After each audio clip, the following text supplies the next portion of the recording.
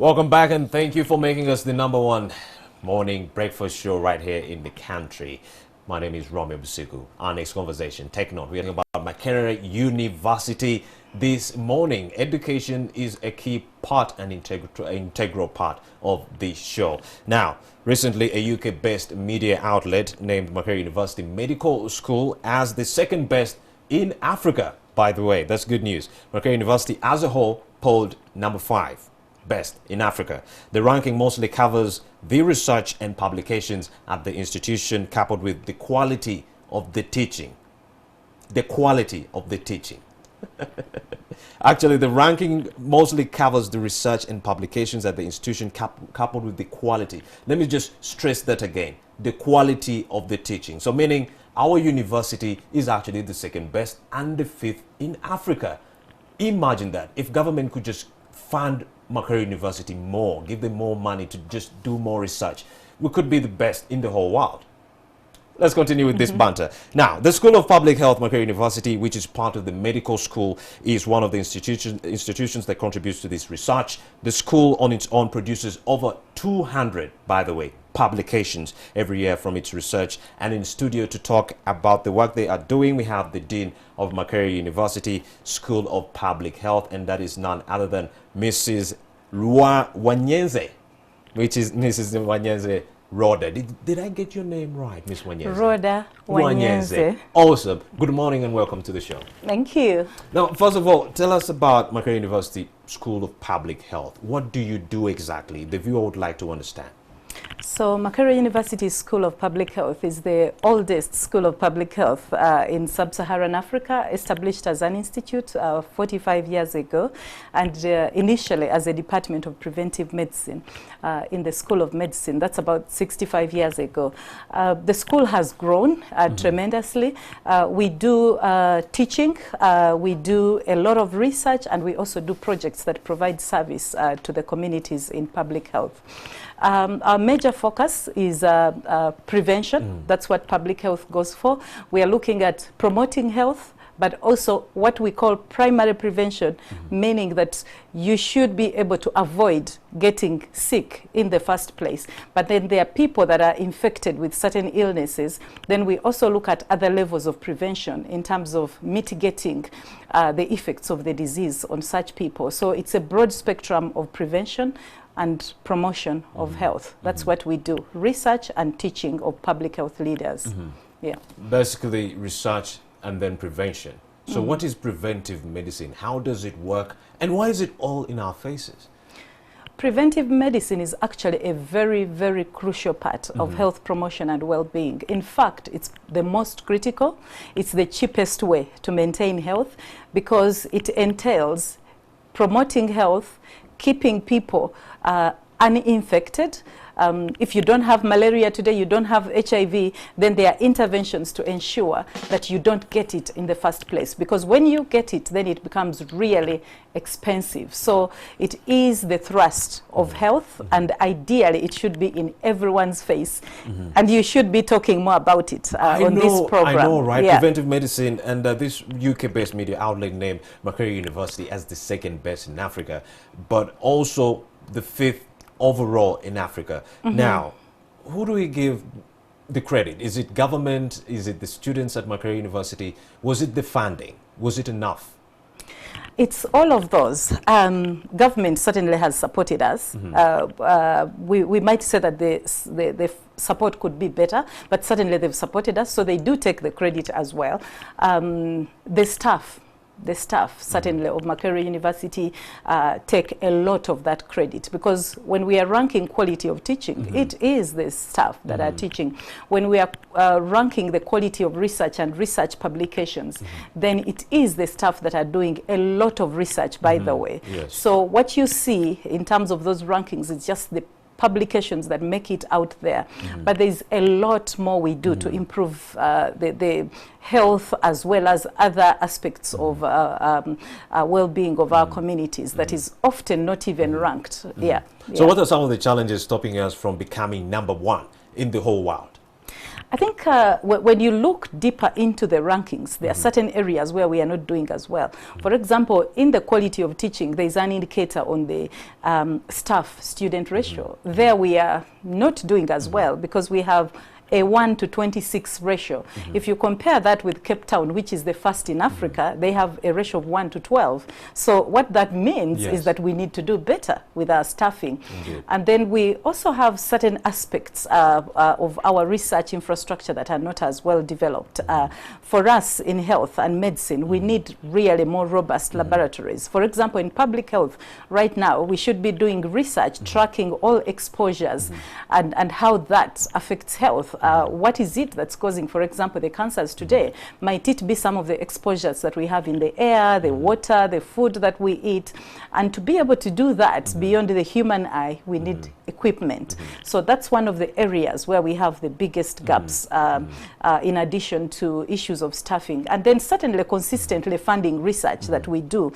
And to make sure that it's well aligned to national development, we need to have local resources to be able to do that. But most of our funding is externally driven. I'm sure you know recently that the government gave us 30 billion to support research. So that was really huge. And we hope that it can be increased and sustained over the next few years so that we can make it to the first. If you're just joining us right now, we are bantering about public health research at Makerere University, and in studio we have the Dean of Makerere University School of Public Health, that's Ms. Wanyenze Roda, and she's helping us debunk a few rumors right here. Now, Ms. Roda, on this show we debunk rumors and misconceptions. Now, there's one that has been circulating for over 20 years, in my opinion. There are some people who purport that one cannot be a doctor or a scientist within only 4 years of being at a university. How true or false is this statement? And because they state that for one to become a certified doctor or scientist, you need to maybe have started this journey from a young age, maybe the age of 8, up to when you've accomplished your studies. But then they contend that you cannot verifiably become a certified doctor with only those 4 years of a course at Makerere University or any other university. Help us debunk this rumor. So I don't know if I should call it a rumor, but we do have a curriculum for training of medical doctors, and in Uganda that takes 5 years. And then you have an additional year of internship before you're certified. So you can graduate as a doctor after those 5 years, but you need to go through an additional year of supervised practice so that you're able to handle with confidence human life. That is human life, and we want to be sure that we are doing a good job with it. So we have that additional year of practice, which makes it 6 years overall before you're then certified by the relevant councils, and then you can go out and practice as a medical doctor in Uganda. There are variances in other countries where people do, for example, pre-medical school, like in the US, and sometimes they do 1 degree and then move into the actual medical school training. So it takes actually longer for them than it does here. Yeah. So actually, would you be of the view that maybe we need to change the curriculum to have our doctors actually brought up from a younger age, maybe 8? The 8 years? Like when you start school like this, when you say, I want to become a doctor, you start medicine there and then, instead of going through the math, SST, hurdles, and all that. You just start right away with science. Take it away, high school, university, and then bam, we have a certified doctor who's experienced. Wow. Over 20 years. 8 years training for doctors. I know all of us always have, dreams of what we want to be when we are 8 years, and we keep changing depending on the context. So today you want to be a doctor, you want to be a pilot. When you're 10, by the time you're 12, you think it's better to be a lawyer. So I think at the earlier levels, what we need is to expose people in a more comprehensive way to all aspects of life, and really the critical and creative thinking that is expected to drive a professional in any field, whether it's medicine or law or engineering. And then we provide adequate career guidance as they move along, so that as they find their purpose and their dreams and their passion, we are able to guide them towards that. But it doesn't have to be a structured training of a medical doctor starting at next 8 years. No. So in your opinion, you believe these 5 to 6 years are enough for one to become a certified doctor who is well experienced to get into the market and help the people out there? Sure, sure, because that's what we have done for many years, and we have produced really good doctors. Our medical school in Uganda has produced excellent doctors that have done a great job, not only within Uganda, but externally, wherever they go, they are actually respected. Indeed, and that brings me to my next line of questioning. We have produced great doctors, but then we lose them to the brain drain. Many of them are leaving the country to go search for greener pastures. What are you doing to retain most of these doctors? There are two main issues that make it uncomfortable to practice as a doctor, having done so myself. And from my own experience, one, people need to have the environment and the tools to work. If I want to see a patient, I'm very passionate about my patient. It feels so terrible to say, I can't do this investigation because I don't have the equipment, I don't have the lab reagents. I need you to get this drug, but it's out of stock. Please go and buy it. It feels terrible as a practicing doctor. It's demoralizing. So the context and the tools that we need to work are really crucial. And then there's, of course, the livelihood. I'm sure you know that we have had a long journey of doctors trying to get a fair remuneration for the work that they do. So, of course, there are several other issues, but to me, those would be the two crucial issues, which, if they are addressed in tandem, then we can retain our doctors, and then we can also expect a good service and make them accountable for that. It's good that we've now heard that the salaries of the doctors will be improved, but I hope that we can also work on the environment and the tools that they need to be able to work. So you think the salary increment will help tackle this issue of brain drain? Salary increment helps, but we need to also avail the tools to do a good job so that the doctors are happy, because the doctors inherently want to do a good job. So if you pay me well, but I'm not doing a good job because I'm missing the tools that I need to work, then I'm not too comfortable at the end of the day, because it's not just about money, it's about being able to deliver a good service as a professional. I get your point. So I'm looking at a scenario where a doctor is getting 5 million shillings, but in the hospital within which they get to execute their mandate, there are no drugs, there are no equipment to handle their patients. Yeah. So then that would be very, very demoralizing to this doctor. Sure. So in your view, there's need to, maybe if we are increasing salary increments for the doctor, do the same and stock the medicine in all hospitals, give them the equipment. Is that true? Sure, and do the same for the other people they work with, because delivering health is a team effort. So if you have some people within the team that are dissatisfied, then you also have a bit of issues. If I'm taking a patient to theater, then I need a nurse, I need all the other assistants on the team to be able to do a good job. So if we can comprehensively look at that, but also make the tools available, that will really be brilliant. So let's now go back to Makerere University School of Public Health and some of the groundbreaking projects that you've been working on. Help us break them down in jigsaw pieces. So we are implementing a broad spectrum of projects, some of them within Uganda, but we also have projects that we are implementing within the African region in several countries.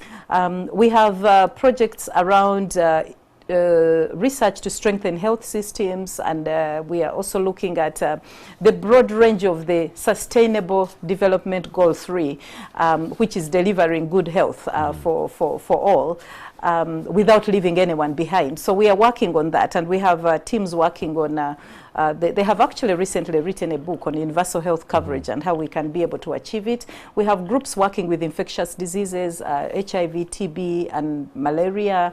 And we now have a growing number of people working with non-communicable diseases, cardiovascular diseases, looking into issues of cancer and the rest. And then we also do have quite a lot of work around analysis of data and use of data in decision making. This is a growing area of interest.